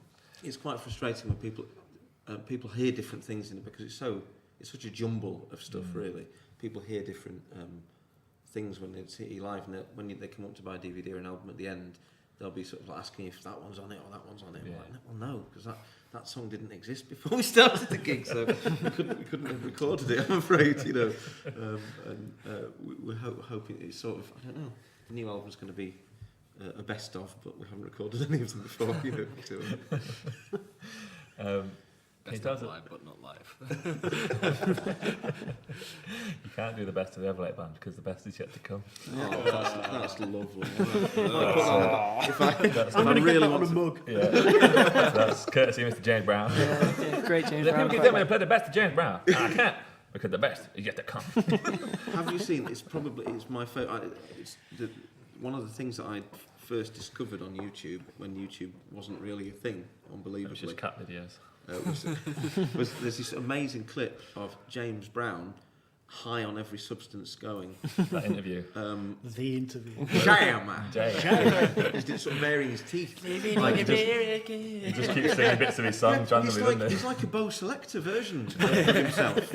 Because he just quotes his own songs, and it's basically he's wearing sunglasses because you'd be able to see his eyes would look like Catherine wheels. You know? Otherwise, it's absolutely brilliant. That to me is what the internet was made for. Things that would otherwise have been lost in some dusty archive. Of some regional American television station, and actually assume this kind of totemic significance. They're on YouTube, and you can see James Brown being like the spitting image version of himself. It's incredible. It's hilarious, but it's so tragic as well. Every time I watch that fairly regularly, that clip. just as a warning. This is what happens if fame gets to your head. But yeah, it's hilarious. But it's also tragic that that's James Brown, and like, look at him there. Never believe your own press. Can you tell us a bit about the Revelator band songwriting process? Well, at the moment, it's largely via email. That's the 21st century, man. I think as a duo, we conceptualise differently. I think you conceptualise stories and images and lyrics, whereas I just hear random music in my mind all the time. And it tends to be that usually it goes that way. You know, I will present some music, you'll present some concepts, some lyrics, and then we'll go from there. And then when you go to the band wider, you know, Pete will come with musical ideas, and it tends to be that the music and the lyrics then they get married together through the process, don't they? Yeah. But we all kind of come from different angles, and it all comes together. What's amazing about Taylor's... I don't think it's a process as far as Taylor's concerned. I think it's just like a sort of physical reaction to hearing things in the world. Honestly, I've really never known any... I've known a lot of... I'm a creative person myself, but Taylor once said like he couldn't stand to be in a room with a clock because just the steady... He'll get a beat, and then he said, within 30 seconds he'll have an entire drum pattern like in his head, completely to the point at which he's going like no, like easy on the hi-hat. Taylor, it's a clock. They had this clock. I work in an office for 12 hours, and they used to have this ticking clock for 12 hours. I'd be like. Now they've got this clock, they deliberately, because at my request, they've now got a clock that moves. Like that, it doesn't tick. Oh, it's bliss. Sharing a car with Taylor and the windscreen wipers around. Had the same thing. And it's just brilliant because, I mean, there was something, it must have been about 12 years ago now. Taylor used to work for an insurance firm, was it Hammonds? Yeah. In Bradford. And he was in the lift on the way up to his job, and he just had this idea for a track, and then basically had to take the rest of the day off sick, get the train back home, and sit in front of his Mac and generate this track. Yeah. And how many years ago was that? It's at least 12. Have we done 13. it yet? No. But this is the thing. It's so perfect as a piece of music that I find myself unable to kind of contribute to it in a meaningful way. And it's not what you'd expect either. It sounds like an Eastern sort of Moroccan. It's from a completely different place than he or anybody else in the band would normally come from, and it's brilliant. And in many ways, it sort of sets the template for what we're trying to achieve as a band. This one piece of music without us ever having touched it or thinking we could do it live, because there's all sorts of things. You know, he's doing sort of all sorts of weird vocals in the background. Sounds almost like a call. It was to a prayer weird or day. something. It was a very weird A day. very weird day. But there's other songs that he recorded around the same time. Sometimes he'll just sit at a piano and record something for me to listen to. There was one track he did called Echoes, which was still one of the most emotionally devastating piano pieces I've ever heard. In fact, when Taylor was the best man at my wedding, there was a piano in the venue, and he played that for us when we walked in, and it was just perfect. But I don't think we'd ever really want to touch that with the band, because it's almost, you know, it's far too devastating. It's brilliant. It's absolutely brilliant. But one of the new tracks that we've got, I say new, Taylor originally wrote as a piano piece around the same time, like 12 years ago, and it's just one of those kind of crackly MP3 recordings that we've generated along the years that have never really had a home. And you just started playing it the other night. And what's brilliant about Dusty and Pete is that they'll do things that you wouldn't. If it was just me and Taylor, we wouldn't define those as a guitar part or the percussion part, but they'll hear it as a completely different way, and all of a sudden you've got a song which surprises you. It's the process we call revelating something. Yeah. But I mean, basically, I used to cringe doing it if Pete would have this idea, and I would think that's great, but it just needs. Could we change it a little bit? Maybe, you know, and you feel a bit, I'm telling him to change his idea, kind of thing. But actually, when someone does that to me, I think it's one of the most flattering things that someone can do with something that you put forth, and they take it on board and say, well, we could do this, we could do that. And that's what feels best about our music process, is that we're all taking each of us ideas on board and putting our own spin on it. Yeah, I think Revelator is very specific in that I think if you bring a song to the band, you're kind of just surrendering it to the band. You know, we might have ideas about. There are certain songs which Taylor has written and we've talked about, and we have a really specific idea for how it should sound. And on those occasions, we do sort of say, well, no, that needs to be like that. But most of the time, when you write like a tune or One Bad Day is a really good example. It's one of our best songs, and it's one of the songs that I wrote that on guitar, and the original version of it had all sorts of weird electronic Like percussion hip-hop and stuff. drums. Yeah. But that recording was so good that when it came to bring it to the band, we said it really needs to sound like this for it to have its hook, you know. And everybody, you know, people have their own take, even just on covering exactly note for note what they hear. There's things that they might draw out that and if everyone's on the same page, then it's brilliant. Or even if they're not, then sometimes I say that creative tension just pulls you places you wouldn't normally have gone with it. I just absolutely love that. Which is why we had an argument about this at the time about how to credit a lot of the songs on the album, because the traditional, you know, the traditional way, the legal way, is so that everybody gets their surnames in alphabetical order, and that's nice if you're a band and you split up and you've got royalties to divide or whatever. It's also good for me because when it came to particularly the last album, I never thought of it like this way. But when there has been tension, we've like maybe split up. People have gone, well, that's my song, and I realised that a lot of them, it's actually my lyrics and music. If we're going to get shit about it, but I always insist that it's written and performed by the Revelator band, because there's no way that we'd have ended up with those songs without each other, you know, for better or worse. So I think you bring an idea along, and you just go, what are we going to do with this? And it's only if it sounds totally wrong that you put your foot down. But now. It's an interesting problem to have, trying to get people to like Pete will always make something sound nicer, you know. So if we improvise a song live, and it has happened, we did a song called Sand, and the best version we improvised that at someone's birthday party, which if you're listening to this, you can look it up on YouTube. Somebody videoed it at that birthday party. It's a very, very dark song. Heat and Tennis Club.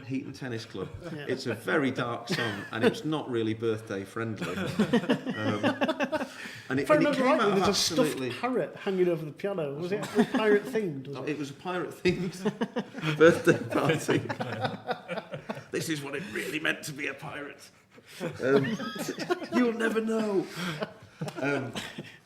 But it's one of our best songs. But the most amazing thing about that is that Pete really just got this searing sort of, almost like Mark Ribot from a lot of Tom Waits stuff. You know, like really out there kind of driving guitar. And what happens is that Pete, because he's a good musician, he'll go away and he'll think, oh, that was a bit, you know, it was quite raw, rough. and we'll refine it. And Taylor and I are always there going, no, more of that, more of a, you know, yes, leave the trem at like, you know, 11 o'clock and then see what happens. And sometimes, you know, that being uncomfortable with kind of taking an axe to your own craft is what you need, you know, because otherwise it can sound a bit nice even if you set things. And you can find yourself falling into patterns, can't you? Doing the same thing, and like you've got a pattern that works. So sometimes it's something that you're like, oh, we can't do that. Actually, that means we should do it. It's that kind of whole living on the edge. Yeah, the more I think I shouldn't do that, the more I probably should do it. And it's a lot of music is nowadays is just so tight and clipped and clicked and, you know, perfect. And I think everyone's become accustomed to listening to that. And I think if you can actually hear someone make a mistake, if you can actually hear someone fluff a chord, and that honesty, you know, and then make humour out of that, and then incorporate it in, you know, that makes something different, something worth seeing, I think, for sure. Something else that we were talking about with Yanks Band last month was about the building confidence in your own creativity to do weird things and to like. So like when we've like first with Elephant on Lead was a big one for us when we first did that, and the first idea of not having a guitar on a song, I was terrified about it. I was like, what the hell am I going to do? And then it's like, so when you do something like that, that's a bit different than you usually do, and it goes down. You know, nobody dies. You get like a decent enough response to it.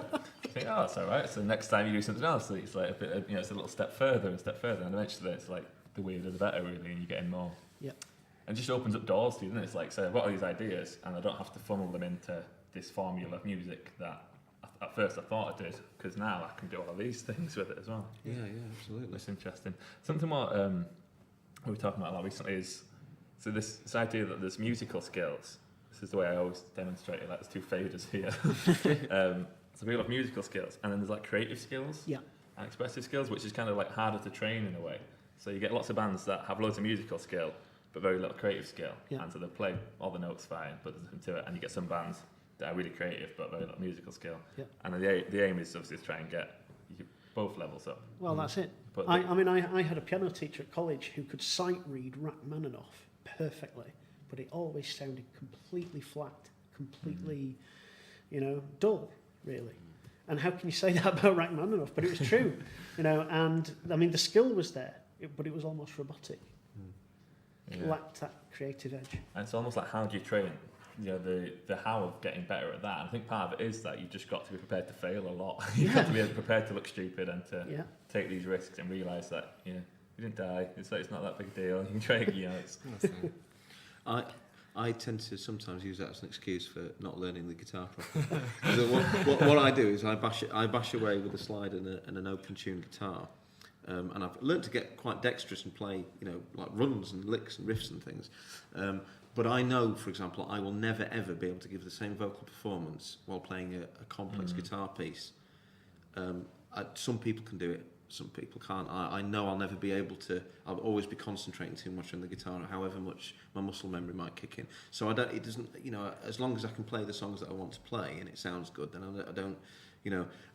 I think the other end of the spectrum is someone who has both, like that creativity and they just fuse like that, and they're quite sickening, really. Because, and this is the thing with Taylor, is that he's naturally musically gifted in the sense that, you know, he sort of just understands how it works, and it makes him like incredibly lazy. I mean, he coasted through music college because he could, you know. And when it came to go to uni, he decided to do chemistry at uni because he decided to keep music for, you know, the fun bit of his brain rather than. But that doesn't mean that he can't. You know, we make a joke out of it live and say, "Oh, Taylor's going to impress you with his classical repertoire." I'm sure if Taylor learn a whole Rachmaninoff piece, it would sound amazing because he'd probably chuck a couple of blues licks in there. it would be Drum solo. It would be Absolutely. incredible. But I think that whole process. I mean, when I first met Taylor, somebody else kind of match made us the original version of the band. So just assembled some of the best players in the music college, and I knew we were going to get on despite our enormous personal differences because I was saying there are lots of, I've never really worked with a piano player before, and I said if I get some sheet music for some Tom Waits stuff we could, and he was actually I'd prefer just to listen to it if that's all right, if you could do me some tapes, and I thought we're going to get on. And that's Listen to it briefly. Yeah, absolutely. Get a rough idea. Sometimes Taylor will start playing something. That sounds familiar, and but I can't place it. And then I'll be listening to an album. I think, that's that Tom Waits. That's the piano part from that Tom Waits song. And I've never picked the piano out, but Taylor will just, and we're a good team in that regard because I'm almost all instinct, and it's not focused. Whereas Taylor can see a piano keyboard, and it's. But he's totally instinctive, but he's got this sort of understanding of it as well. Laid out there in front of him, kind of thing. Yeah. But when I see guitar, I see 6 pianos. It freaks me out. Completely confusing. That just reminded me of, I can't remember who it was now, but hearing like another songwriting partnership, and it was like that where, and one of the really musical one, it was like they were good at translating the other person's lyrical ideas into the music form, which is obviously it's really good. If you can have both, it's great. But it's people do tend to favour one over the other a lot of the time, and then I guess you develop them both. But there's lots of partnerships like that where somebody's very wordy or instinctual in that sense, and then the other person can just make the music that works. I'm trying to think who it was now. It was a really famous partnership. I can't think who it was. I think that is definitely how if we write something like that, that's a lot of the time. If Taylor comes up with a melody or a tune, I think if I have a particular skill, it's marrying like the emotional import of the music with the lyrical. Yeah, absolutely. If I find that I'm sitting there thinking, okay, well this is verse 1, and I've got so many syllables, and I know it's completely the wrong thing, and I just need to concentrate on how the music makes me feel and try and marry it up with some, with some decent lyrics. I would rather. And I've taken this, it can be quite nerve-wracking because we went into the studio with half-written songs, and that means that you're being recorded not knowing what the lyrics are going to be. So it's a bit of a magic eye picture. They're either there or they're not, but as long as you're making the right sort of noises, you know what you want to say, your brain will work it out later on. It'll work it out later on. But that is the art of it, I think, is making sure the music and the emotions of it don't. I hear a lot of good stuff, like Leonard Cohen's like that for me. It's like really crafted, but a lot of the time I don't think the music fuses with the lyrics of it. He writes some beautiful stuff, but he always sounds to me like he was, which was a poet who learnt music to get through to people, rather than like Bob Dylan insists he's kind of a song and dance man, and he's like an incredible lyricist. But I never listen to a Bob Dylan thing and think there's a kind of dissonance between the music and what he's trying to say. It always feels like the songs lead it rather than the lyrics and the music. Do you write lyrics independently? Like, do you write lyrics just like on a regular basis, or is it always in response to a piece of music, or do you have like ideas for songs that you'd like to develop? There's loads of songs which I think so. So I have notebooks full. I was try and be disciplined about keeping a notebook with me and having. That's a good turn of phrase. You have notebooks. I have hard drives full of GarageBand evenings. But I never look at them. Yeah. This is the thing. I always think, that's great. I need to remember that. But I never tend to force them into. They might, if they're present, then I remember them and they go into a song because they're present in my head. But I never, so as I say, that becomes a bit too studious. It becomes a little bit too, I've thought of this great rhyming couplet. I'll have to find a home for that. I might call upon that at some point, but if it's in my head, it will probably come out at some point. Yeah. But there's a few things recently that we've done have actually been towards more the spoken word. Yeah. You know, so that because there's a lot of storytelling in the songs anyway, which, by the way, when it comes to pick videos or even film videos, is quite difficult because a lot of the actual narrative content of the songs is in the songs. You know, so if you did a video for Rats in the Walls, which was like a narrative video, you just have to illustrate. Have you ever seen the Day to Day, the Chris Morris Day to Day? If you haven't seen it, you really should because it's amazing. But it's a spoof of news programs, which is so accurate that news programs immediately started aping it, and it's sort of self-defeating satire now almost. But it's Armando Iannucci and Chris Morris, and it's where Alan Partridge started on TV. And it's brilliant. But there's this thing on it where they're kind of deconstructing how news reports things and how they edit things. And there's this story about an MP who's who's resigned, and it says. And visually it says he's now leaving. He left 10 Downing Street today, and you see a shot of it. I mean, leaving 10 Downing Street, got into his car, and there's this laborious shot of him driving, where he intends to spend more time with his wife, a photo of his wife and children, and his hobbies of. And he says, "Click, ting, stamps," and there's literally a shot of someone going click and a ting of a spoon against the thing, and then some stamps. And it's I refer to that process of making a video for a song. With the story, I refer to it as click, ting, stamps. If you've got if you filmed Rats in the Walls, then you both make the video, the visuals, or the lyrics are pointless because you're just watching it like a story, you know.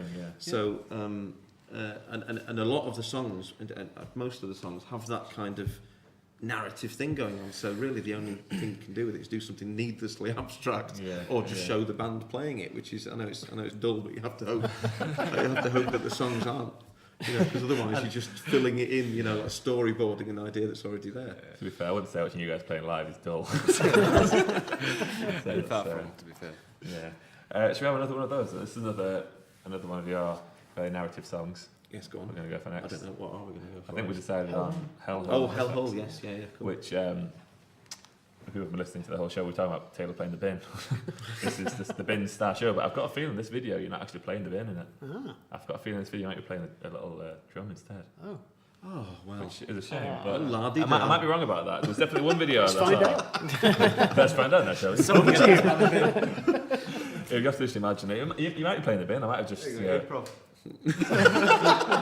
live performance afterwards. Well, let's see. It's quite tense now, isn't it? I feel for if Taylor's going to play the bin or not in this video. If you think Taylor will be playing the bin in the next video, text.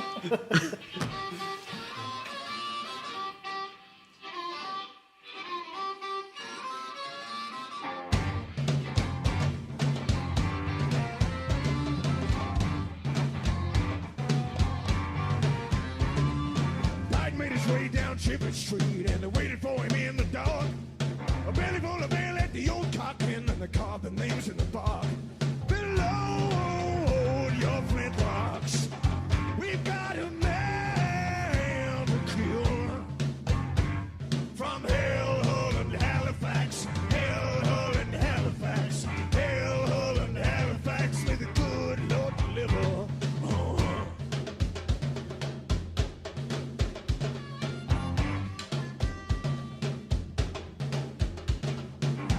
The Kingsmen most annoyed, but one of their own had been killed. So they followed them all the way to Microid, where they hid up there in the hills.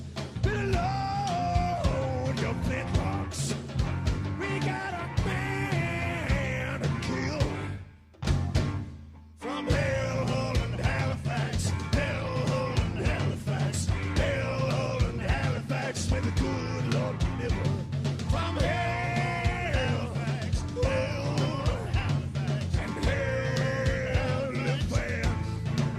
may the good Lord.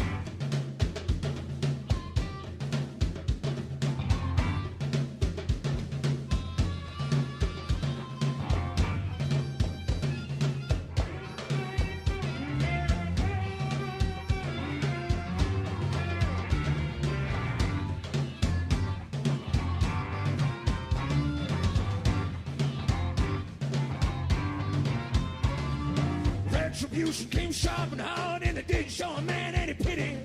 We train them up on Beacon Hill and in the darkened heart of York City.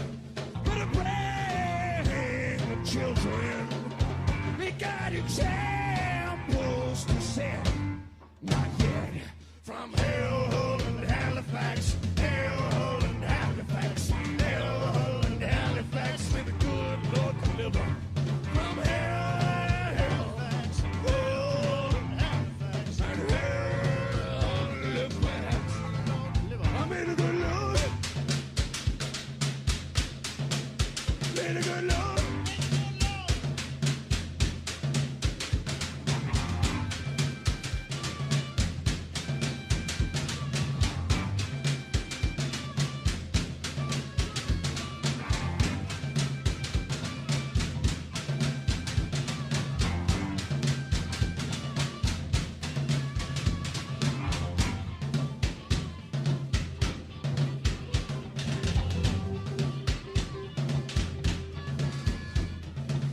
For an eye, I'll make the whole world blind. Eye for an eye, I'll make the whole world blind.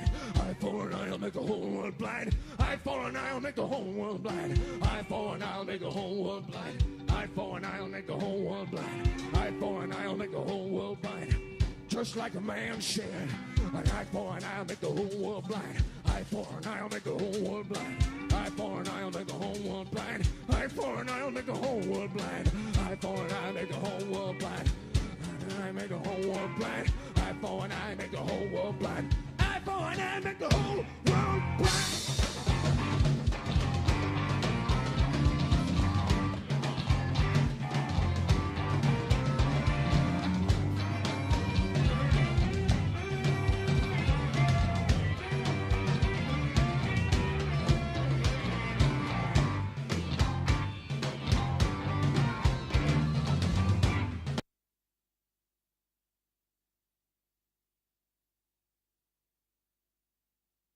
That was part of. You don't like the last bit. It's a very sad ending. Redacted. Edited slightly. Oh, you know, when you're at this podcast one day, we might have some sort of together. You got it. Yeah. Everyone had fallen asleep by that point anyway. And it's, you know, it's a sad ending, and is it a sad ending? No. Is that sad? No, it's a happy ending. No, it's not a happy ending, no. I thought It's all historically accurate. Revelator band songs have a happy Historically ending, accurate ending. right? Well, anyway, that was Hellhole and Halifax, and the Most they're part of. most of Hellhole and Halifax. You can watch the rest of it. If you're watching this on the computer, you can go to YouTube and watch the whole thing again. Well, there's no need to be defensive. It's you don't. In fact, nobody needs to watch this podcast at all. You can just say, like, just go and Google it. I'm enjoying these ballings at the minute. That's what I was going to say. And yeah, the trick was the suspense before about the bin was he in fact played the bin, and he didn't play the bin as well. He played something else. That's right. At the same time. You saw a bit of Taylor's thought of instruments there. I'll never forget, I took that bin to a music festival once. We played a music festival, and I was dragging this blooming bin round with me to put it in the van. I remember I put it down, and I stood there talking to Barnaby, and then I turned round, and it was full of rubbish. People had just been walking past and throwing bottles in, and chip cartons.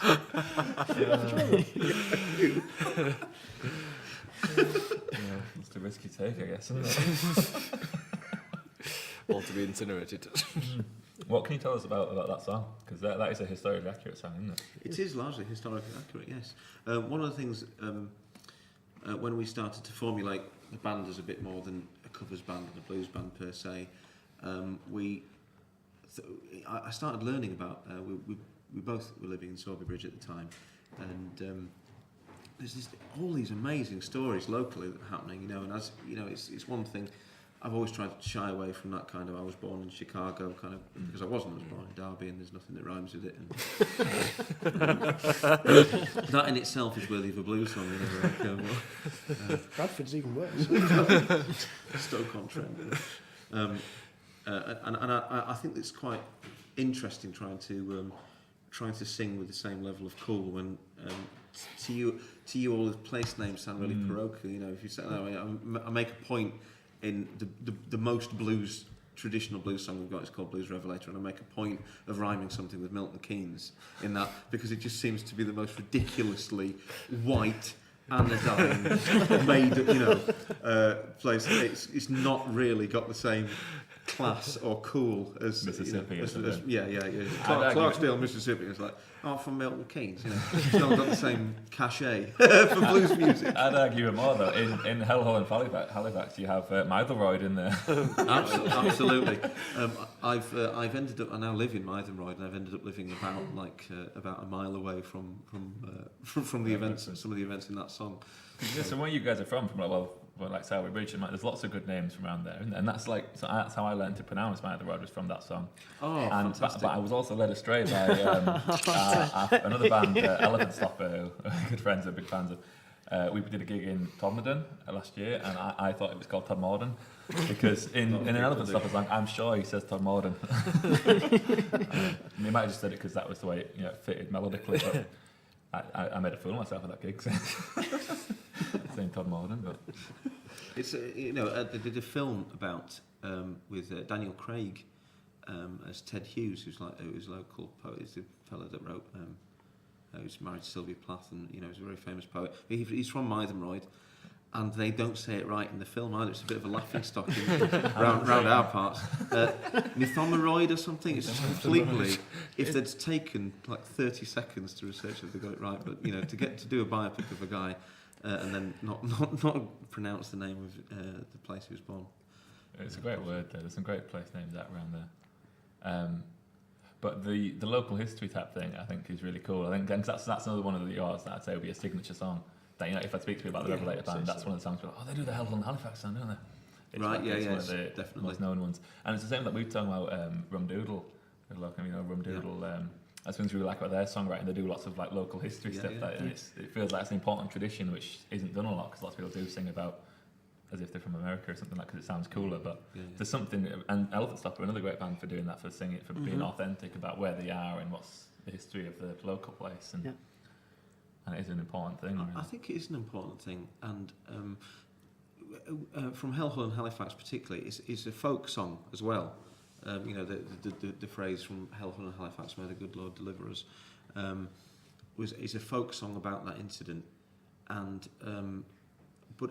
The thing about any genre of music is it tends to have its tropes and conventions, and for historical purposes it's probably good that they're preserved. But in terms of actually just being interesting to listen to and contemporary, there is absolutely no reason why you can't be honest about where you're coming from. Which is why it might seem a little bit more abstract than just being a sharecropper picking cotton and then singing about that's your life experience, and that's blues, right?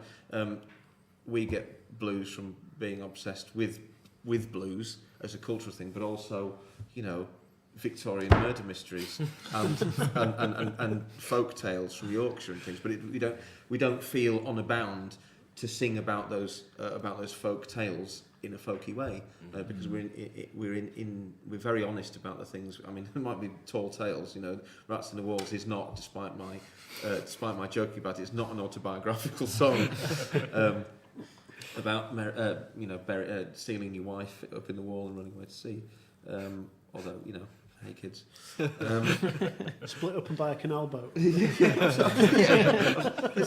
a little bit of artistic license, shall we say, but we're very honest about what we're inspired by, and the things we grew up listening to, and the things that have inspired us in the band and whatever. And that's one of the things. It's a true local story, which is simply, incredible, really. There's this guy called King David, they called him, who became richer than the king because they were filing the edges of coins and melting them down to make more coins. It's just almost like a perfect crime, except the fact the king did get quite annoyed that there were people making literally making money. So the reign came to an extremely bloody, vengeful end, and it all happened up the road from me. And the verse that you decided you didn't like and switched off on the video there was basically me making a bit of a facile point about the Highwaymen are still up there. It's just pirate DVDs now.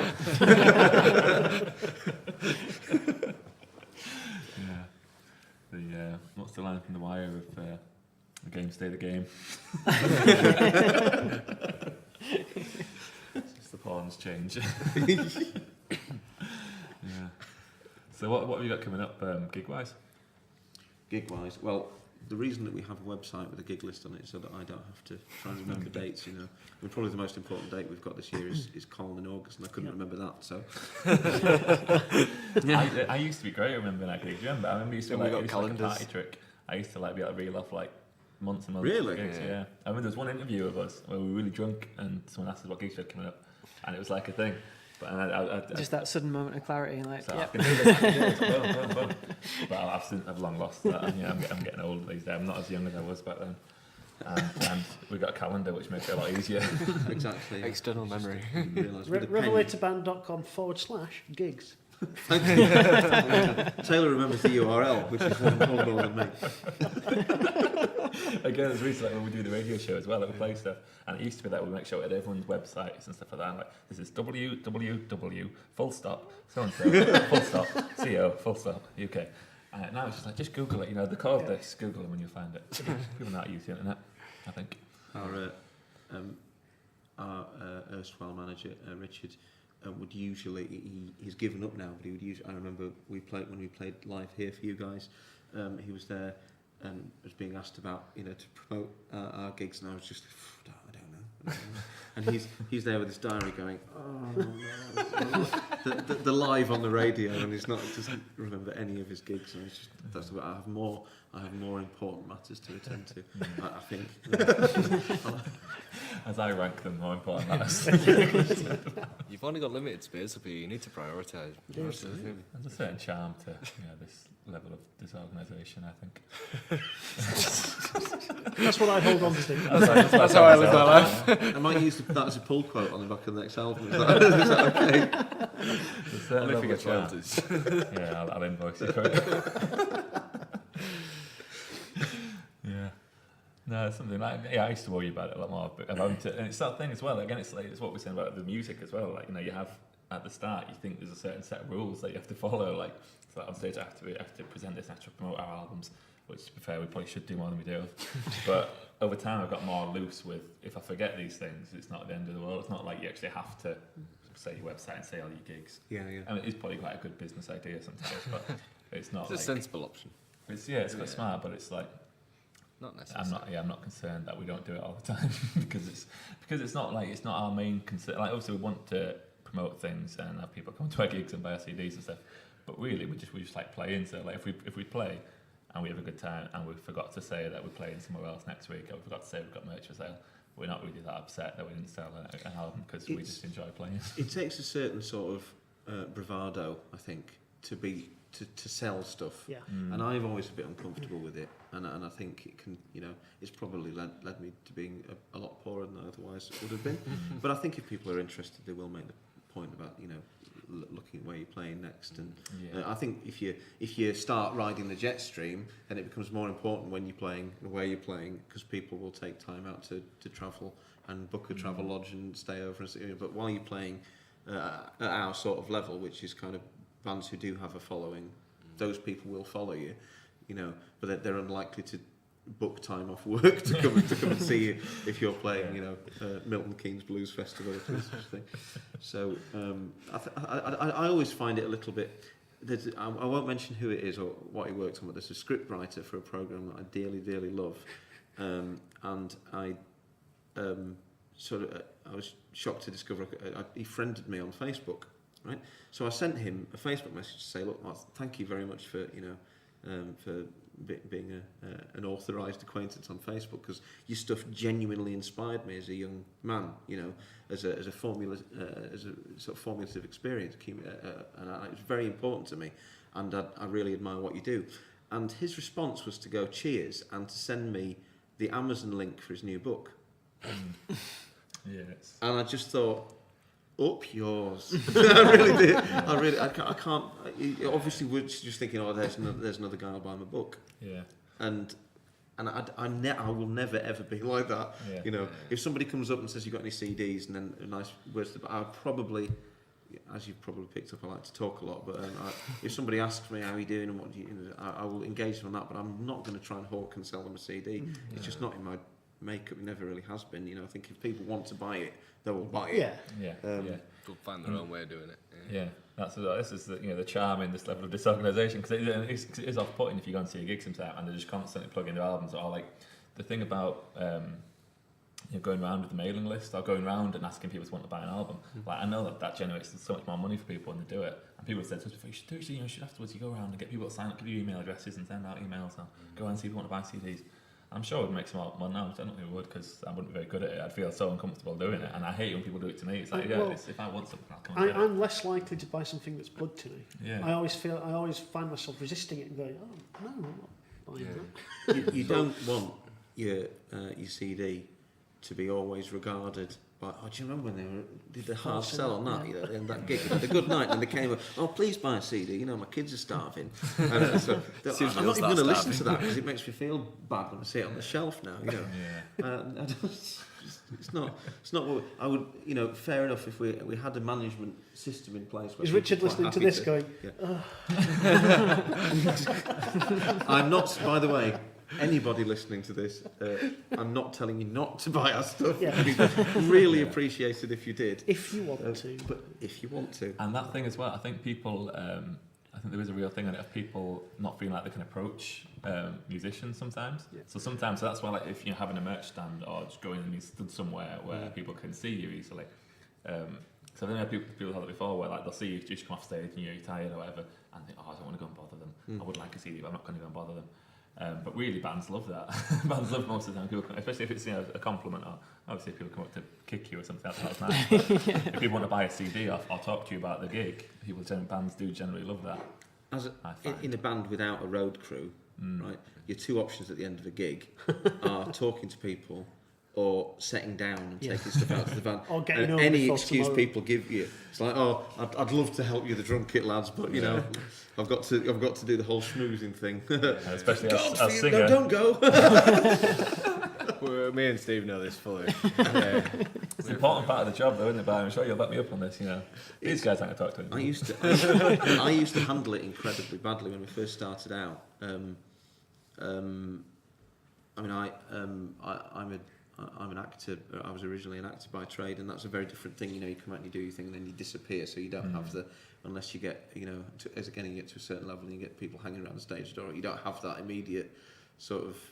And I was quite surprised that even with pub bands, people do. You still generate this thing where that's the band and their performance. You know, but also I would not know how to handle people coming up and going, that was brilliant, you know, and I'd be so self-deprecating to the point which it must have seemed like I was just rude. Like, oh, cheers, yeah, like I don't need your, you know, and it's not how I felt, but it must have seemed like really standoffish because I didn't know how to deal with it. So I've learned to be a lot more effusive about people, because I understand that for a lot of people that's it's an effort to come up and say, and I think for people to take the time and do that, you know, it is really a kind thing to do, because I wouldn't, you know, I very rarely do. I mean, we know you guys, and I'd probably come up and it would be weird if I didn't come up and go, right, I'm just going to down this and get off without saying anything. But I do think, you know, there's that certain barrier, and I do a lot on stage to kind of break that down, that mystique of it down, even though a lot of the stuff that we do is really stagey and performancey and theatrical. But I do an awful lot to make it like the audience are on, because it doesn't mean that if you make a mistake, then the audience are more likely to be on your side as well than watching you in a state of hypertension, thinking, they're gonna, you know, are they gonna mess this up next? Because that in itself can be really uncomfortable from an audience perspective. Just thinking if they've got a shambolic band and you're not in on the joke, then all you're doing is watching them implode, you know, and it's very tense. A fella at the Duck and Drake gig came up to us and he said, jokingly, I think it was jokingly, came up to us and said, well, I was going to leave after 2 or 3 songs, and I thought it couldn't possibly get any worse, and it did. But you kept me here for the whole thing, he said. Job done. They're the best bits of feedback. You get people who are just... I love those kind of actions when people are like, at first I was like, what the hell is this? And after a while I was like, all right. I love seeing people's reactions. Right at first I would start playing something, people are like, and then like after a minute you look back up and they're like, oh, the next thing. It just And changed. then you see like the foot go, and then it's like the knee, and then it's the hairs, and then it's Topless on the table. It's lovely that moment of revelation, for want of a better word, when people. I mean, I get it. You know, you walk into a pub in like in a top hat and a frock coat, and I mean, even before and separate to the band, I'll do that anyway because it's not stage wear for me. It's just what I wear, and I find that it polarises people. You know, you can tell the people that you're going to have a good conversation with because there'll be some people who look over you with a pint and think, "Who is that?" You know, and other people are genuinely interested because you're different. But I think I started to take a weird sort of offence at people who would look at you like, "Who the is this?" And then when you set up with the band, they're with the band. Understand it's now, okay. it's amusing. Yeah. And it's like, no, actually, you know, I'm more likely to get changed out of this stuff and wear a t-shirt on stage. So it's just, he's in a band, so it excuses him being weird. I was like, well, no, it's not how it should work at all. It's a funny thing, that, isn't it? We've had that before. People kind of, he's in the band. Oh, it's all right then if he's like that. Are any jammers? He's in the band, it's fine. They're all wearing the jammers. It's funny how a suit can be compared to pyjamas. It's like showing the most opposite things. The thing you wear to bed or the thing you wear for the most formal of occasions. I think Lenny Henry does that when he goes out to Africa for comic relief. He's there in a yellow suit with like red noses on it, and they're all going like, looks like he's in his pyjamas. What's he doing? You're doing his pajamas. I think we're almost out of time. Yeah. I'm not Slowing surprised down. we seem to have Thanks for it off. It's been a pleasure. Thanks for coming on. It's been great. We've loved Enjoyed every it. second of it. It's been Thank great. you. Really, really enjoyed it. We've mentioned all the stuff that people can Google. Revelatorband.com. Revelator.com. Check them out. We'll be back next month for the next McRadio podcast on the last Sunday of the month. I can't remember the date is in May now, but it's the last Sunday in May. Google it. Google it. Google website. We've got calendars in. We've got Crosscut Saw in next month, Fantastic. which I'm really excited about. It's going to be good. And the Friday before that, the last Friday in May, Crosscut Saw are playing with yourselves I beg your pardon. in Halifax, I believe. I don't know where. That's right. Yeah, it's going to be.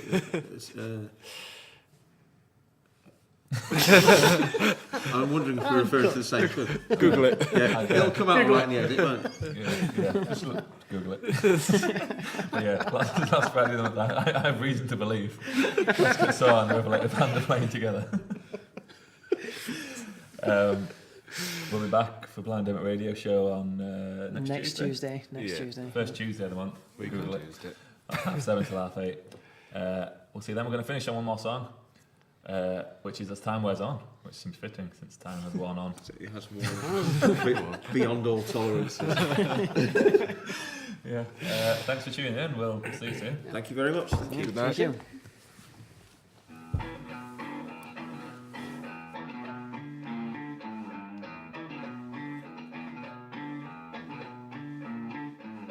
We've always had the will, but never found our way. We've always had the words, but never quite the play.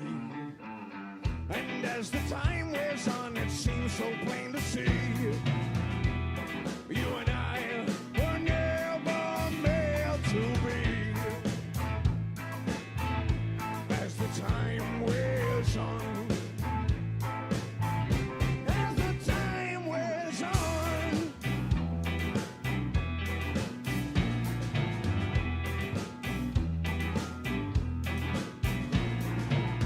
We've always had the cool, but never found the look. We've always had the coat, but never